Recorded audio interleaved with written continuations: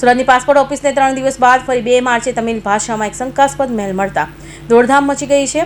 મેલને પગલે passport office દ્વારા control રૂમને જાણ કરાતા ડોગ સ્ક્વોડ અને બોમ્બ સ્ક્વોડની સહિત સ્થાનિક પોલીસનો મોટો કાફલો સ્થળે દોડી ગયો હતો.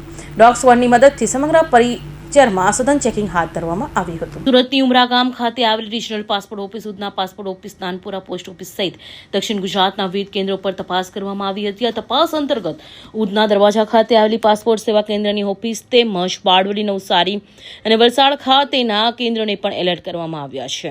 તપાસના અંતે કંઈ ન મળતા તંત્રએ રાહતનો શ્વાસ લીધો હતો. 27 ફેબ્રુઆરીએ બોમ્બની ધમકી મળ્યા બાદ મેલ બાદ ફરી તમિલ ભાષામાં શંકાસ્પદ મેલને પગલે ઓફિસમાં કામ કરતા કર્મચારી અને મુલાકાતીઓના ભયનો માહોલ જોવા મળ્યો હતો. મેલમાં તમિલનાડુના એક સામાન્ય નાગરિક પર કોર્ટના કેસ ચલાવવાની તક આપ્યા વિના હત્યાનો આરોપ મૂકવો, કસ્ટડી ડેટ અને તમિલના રાજકારણ વિશે લખવામાં આવેલું છે. હાલમાં પોલીસે અજયના મેલ મોકલનાર શખ્સને શોધી કાઢવા માટે સાયબર સેલની મદદ લીધી છે. અત્રે ઉલ્લેખનીય છે કે અગાઉ જ ધમકીભર્યા મેલ મળ્યો હતો, જે અંગ્રેજી ભાષાનો હતો, જ્યારે આ વખતે મળેલા મેલ સંપૂર્ણપણે તમિલ ભાષામાં છે, જેને કારણે પોલીસે આ મામલે ઊંડાણપૂર્વક તપાસ કરી રહી છે. हाँ, संजय मिस्त्री।